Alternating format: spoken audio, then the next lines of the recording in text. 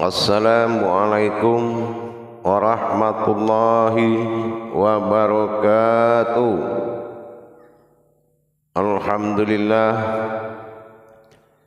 Alhamdulillahi rabbil alamin. Assalatu wassalamu ala asrafil anbiya'i wal mursalin Sayyidina wa maulana Muhammadin. Ashhadu an la ilaha illallahul malikul haqqul mubin wa ashhadu anna Muhammadan abduhu wa rasuluhu was-sadiqul wa'dal amin. Allahumma salli wa sallim wa barik wa karim ahzanul nabil karim. Ihdinil lazi min jamalika wa innal lazi min jalalika wa innahu min kitabika wa tahirin wal mujahidina amma ba'du. Ibadallah, bersyukur kita kepada Allah dengan mengucapkan alhamdulillahi rabbil alamin atas segala limpahan karunia rahmah dan hidayahnya, serta dengan izinnya juga kita dapat menjalankan amanahnya, beramal dan beribadah zahir batin dunia dan akhir. Bersalam kita tidak akan pernah kita lupakan. Marilah sama-sama kita sampaikan, kita panjatkan kepada junjungan kita Nabi Allah, Nabiul Akhirul Zaman, Rasulullah Muhammad sallallahu alaihi wasallam. Atasnya kalimahnya kita kalamkan dengan membacakan Allahumma salli ala Sayyidina Muhammad wa ala alihi Sayyidina Muhammad. Alhamdulillah, bertemu lagi dengan saya Guru Mursyid Syekh Nur Muhammad Buya Irwan Maulana Al-Khalidi, Sumatera Barat. Tentunya dalam makom Majelis Zikir Ma'rifatullah Jakarta, dalam naungan Yayasan Islam Hidayatul Mubarakah. Tentunya pada syiar YouTube Buya Pasaman Timur sebagai wadah penyampai kalam kepada umat, insya Allah mudah-mudahan menjadi kodrat yang hayat semua kalam ini di dalam diri para pendengar, para kaum muslimin dan muslimat dimanapun berada. Alhamdulillah, demi meningkatkan iman dan takwa kita kepada Allah, maka kita harus memahami dan mengikuti, menjalankan dan mengalami, merasakan apa yang dikalamkan oleh Allah. Memiliki wawasan ini adalah yang nomor satu. Mengenal Jabariyah dalam bahasanya termulianya, mengenal Jabariyah segala bentuk, baik itu hakikat maupun tersirat atau sirasa dan rahasia, itu lebih diutamakan daripada kita kelincahan dan kepintaran membaca Al-Quran tanpa mengenal apa yang kita baca. Apalagi ada dalam istilah tauhid, ada wahid, ada ahad, ada aftar, ada ba'dal. Itu kita harus memahami. Ada kalam-kalam Sa'ud Matsaini Allah, seperti apa yang kita kenal dengan kalam hi, ha, hu, alif domah u, alif asrah a, i, ah, ih, Ini adalah sebuah kalam tajali. Ada yang jatuh kepada tajalli pandang, ada yang jatuh kepada tajalli kodrat. Kalau pemahaman hukum hijahiyah, jabariyah, serta apa yang kita lihat harfiah yang menandakan perubahan jiwa daripada satu huruf, kalau kita tidak mengenal kehakikatan seperti itu, kalau hanya semua jatuh kepada bacaan tulisan, yang mana tulisan yang dibaca itu kan makna, sama saja dengan kita membaca surat dari teman. Apa maksud suratnya? Kalau kita tidak merinci kalam-kalam yang jelas yang terucap di dalam surat itu, maka belum dikatakan orang itu aman atau selamat atau Islam, karena dia tidak mengenal hakikat daripada lauh mahfuz. Apapun lauh mahfuznya Allah ini yang dia menyatakan, termasuk lauh mahfuz diri hayat yang nyata disebut jasad atau tubuh. Paham gak kita apa itu tubuh? Sebagai apa Allah jadikan tubuh ini? Kalau hanya tubuh dengan nyawa, kenapa di Al-Quran sangat banyak yang ada di dalam diri kita? Ada kodran, ada iradan, ada ilmu, ada sama, ada kalam, ada hayat. Kenapa tidak daging dengan napas saja? Ada pandangan, ada pendengaran, dan ada rasa panas dingin, panas di antara dingin, dan sangat banyak. Apakah ini bisa dikatakan tubuh?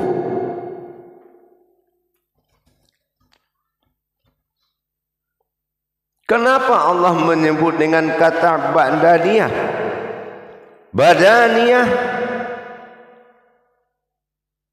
kalau dilihat dari kata-katanya mirip bahasa Padang, badan, atau bahasa daerah lain. Tapi apapun itu kalamnya adalah kalam Allah.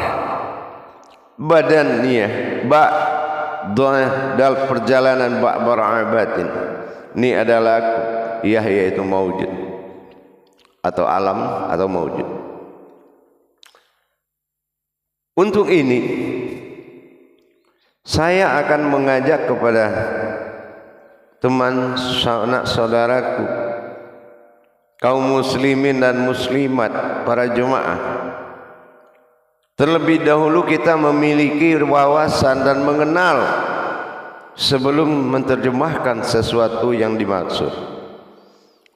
Bagaimana kita bisa menerjemahkan kalau kita tidak memiliki kemampuan di dalam mengenal keistilahan, yaitu bahasa-bahasa makna yang muncul di dalam huruf itu tersendiri.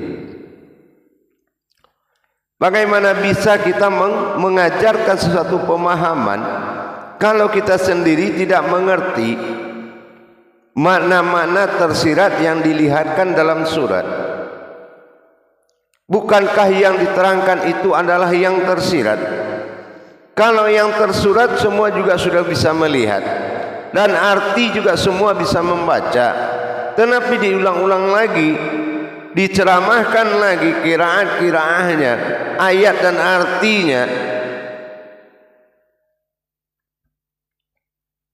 Kalaulah kita sebagai pemeluk dan pemangku atau sebagai pembimbing dan pemberi petunjuk bisa menerjemahkan makna yang sangat banyak sesuai ketentuan, mungkin tidak ada berhenti dan puasnya umat belajar.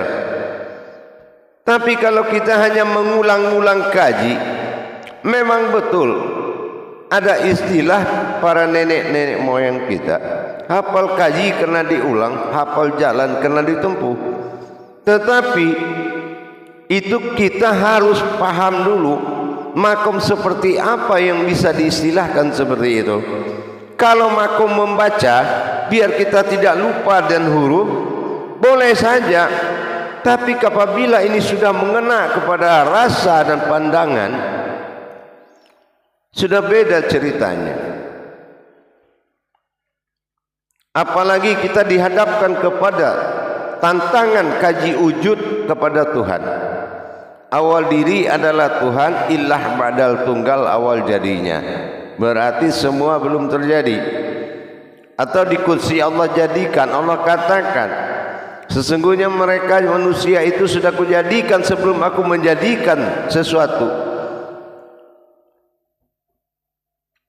Gimana kita bisa menempatkan makna kata itu? Apakah kita melihat masa lalu dari masa sekarang? Atau melihat wujud dan mengenal melalui mewujudnya? Bagaimana kita mengartikan maknanya? Atau dikatakan man lam yazud wa lam yar, orang yang merasakan niscaya akan tahu. Bisakah kita tahu merasakan itu seperti apa? Merasakan yang dimaksud itu seperti apa? Merasakan dinginkah? Panaskah? Panas dinginkah? Merindingkah? Apa rasa itu? Kalau tidak diturunkan marwahnya, bagaimana bisa iman itu ada? Apa yang mau diimankan kalau kita tidak bisa mentadabur kalimat itu?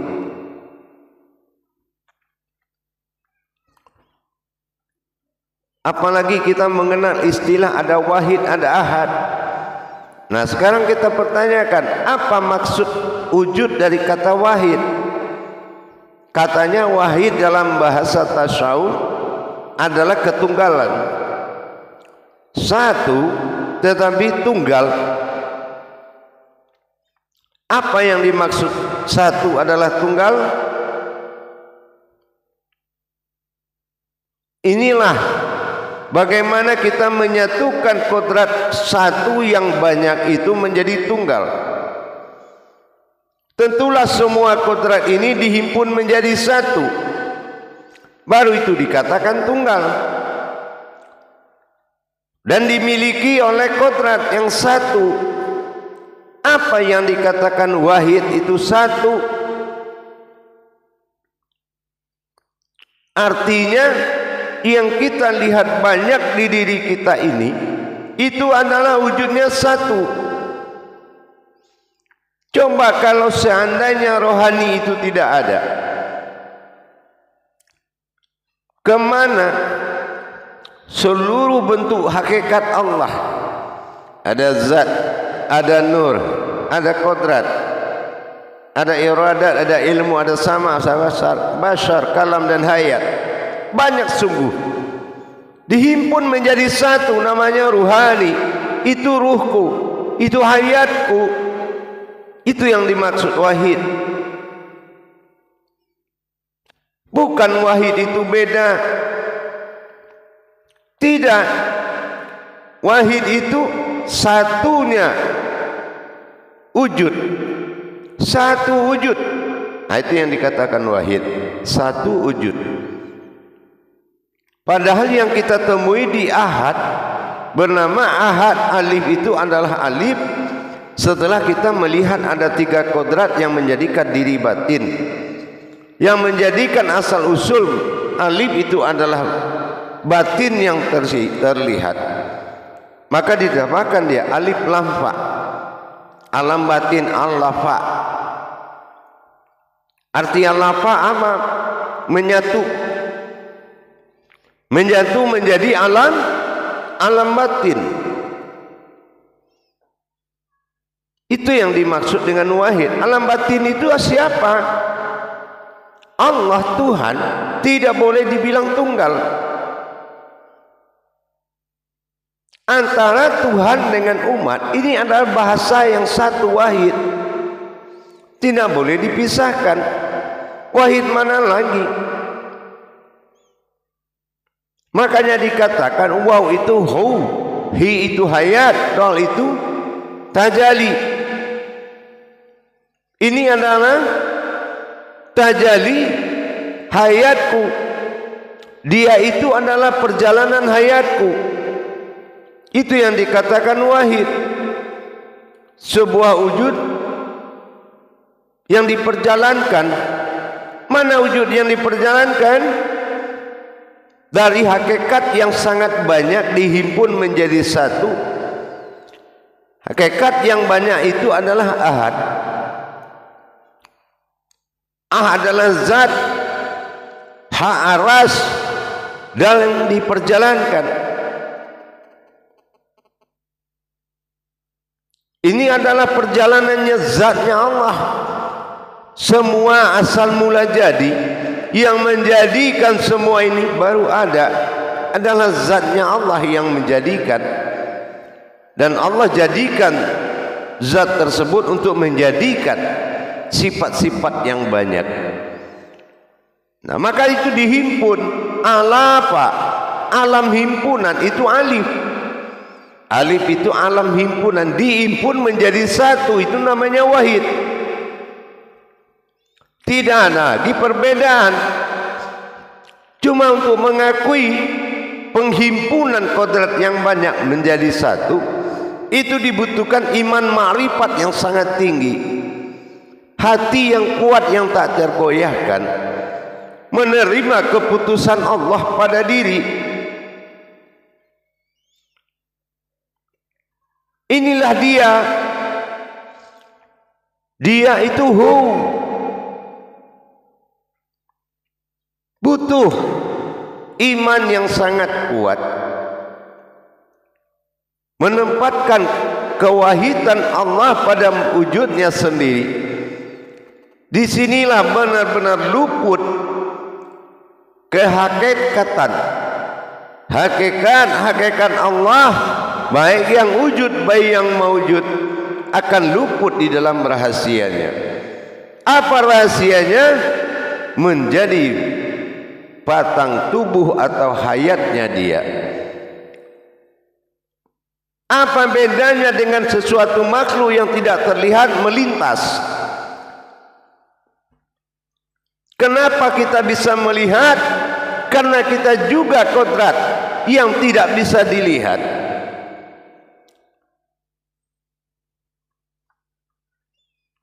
Begitu. Itulah wahid, menghimpun kodrat. Alafa, alif, artinya menghimpun, mengumpulkan. Apa yang dikumpulkan? Itulah kodrat hakikatnya. Setelah dikumpulkan, itu yang dikatakan dia wahuwa. Makanya untuk tersambung kepada wahuwa, di mana ketemu wahuwa? Di dalam tersiratnya kalam Allah.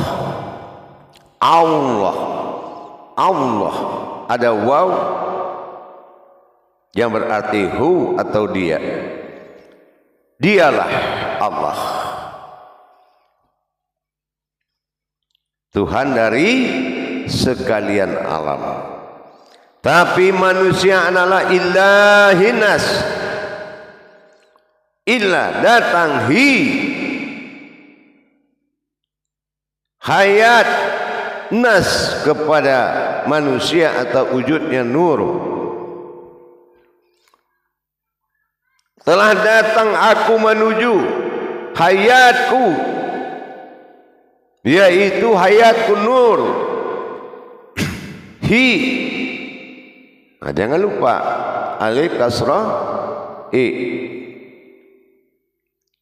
Jadi kalau memang sudah datang ilah ini hayat nas pada nur, ilahi nas, maka yang duduk ini adalah selonjoran Adam berkodrat Muhammad. Yang hidup itu adalah Allah. Alif lam lam ha. Dengan demikian memudahkan kita untuk mencari makna-makna yang dimaksud oleh Allah, yang disembunyikan dalam masa kekurangan 6666. Itu kurang. Maka dari itu para hadirin, para jemaah yang dirahmati Allah, harus benar-benar kita teliti di dalam memaknai yaitu makna-makna yang berhakikat, makna-makna yang bersirat, makna-makna yang berkodrat harus kita paham. Tidak boleh berprasangka itu bentuknya menduga. Prasangka yang dimaksud bukan menduga-duga, tapi kedudukan. Aku dalam prasangka umatku, artinya aku dalam batas kedudukanku pada umatku. Dia memuji Tuhan tapi dia tidak memiliki Tuhan. Kenapa? Memiliki Tuhan setelah menerima pernyataan hakikat Tuhan adalah diri.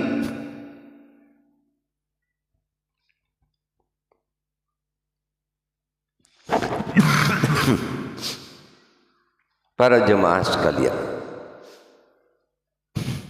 tidak mudah menerima kenyataan Allah. Kenapa sulit? Tidak, bukan sulit, kegamangan dan kegalauan. Karena kita sudah terbiasa mengakui yang tidak hak kita, mulai dari kodrat dirinya, apalagi barang orang lain. Harta Allah saja dirinya masih diakui itu manusia. Bukannya itu diakui manusia itu hakikatnya Tuhan. Ini yang membuat keterlambatan batin kita menerima pernyataan Allah tentang diri kita. Ini yang membuat lama. Wahid itu bukan satu jauh tapi tak terlihat. Wahid itu adalah kodrat yang dihimpun, ala fa'alib, yang dihimpun menjadi satu dalam bentuk tauhudun, bukan tauhid. Kalau tauhid itu dua, kalau tauhudun itu satu. Dihimpun menjadi hakikat, dihimpun menjadi batin, sehingga kita sudah bisa membedakan yang bersifat batin pada diri, mana yang wujud, mana yang maujud, mana yang wujud. Itu akan kita ketahui dengan sendirinya apabila kita mengikuti perjalanan kerahasiaan Allah di dalam arasnya Al-Quran, yaitu Al-Ikhlas. Hadirin dan hadirat, kaum muslimin dan muslimat rahimakumullah. Jadi kalau kita sudah bisa memahami batasan-batasan pengakuan kita kepadanya, batasan pengakuannya kepada kita, dan memiliki sifat dan watak serta adab yang tidak berbeda, yaitu selalu mengasihi dan menyayangi umat.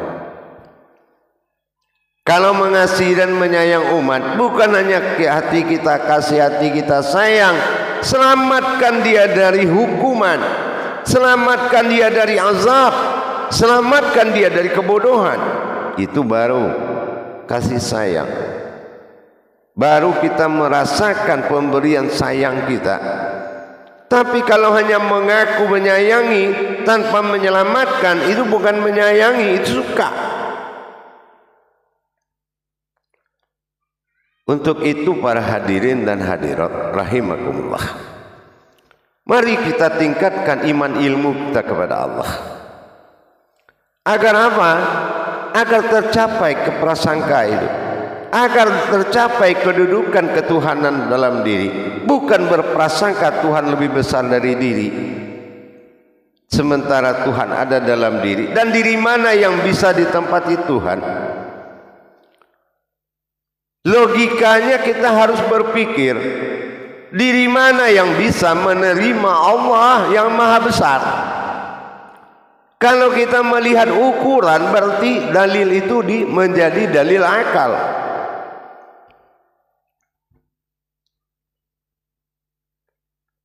Hadirin dan hadirat jamaah rahimakumullah, dengan kita lebih luas menerima pernyataan Allah dan ketentuan Allah dalam diri, membuat semuanya itu akan mudah.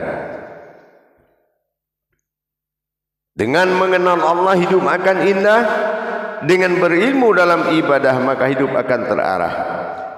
Apabila kita sudah berilmu kepada Allah, semua akan mudah, indah, terarah dan mudah. Jangan kita paksakan diri kita untuk mendapatkan sebuah kebenaran, tapi paksakan kebenaran itu berdiri di dalam hatimu terlebih awal, sehingga kamu bisa mendapatkan semuanya dengan kesadaran, bukan dengan semangat. Insya Allah itulah yang dikatakan wahid, sir wahid. Apa rahasia wahid itu? Ternyata kita insya Allah sudah paham berdasarkan hijaiyah yang tersembunyi, hijaiyah yang diperlihatkan. Maka ini yang akan mendapatkan suatu isbatul yakin. Bagaimana kita menetapkan keyakinan itu dengan mutlak, tanpa ragu-ragu. Setelah kemutakinan diri kita itu datang, al-mutakin, orang yang sudah taat kepada ilmunya. Wa taqallahi wa ilmukumullah. Tawakallah engkau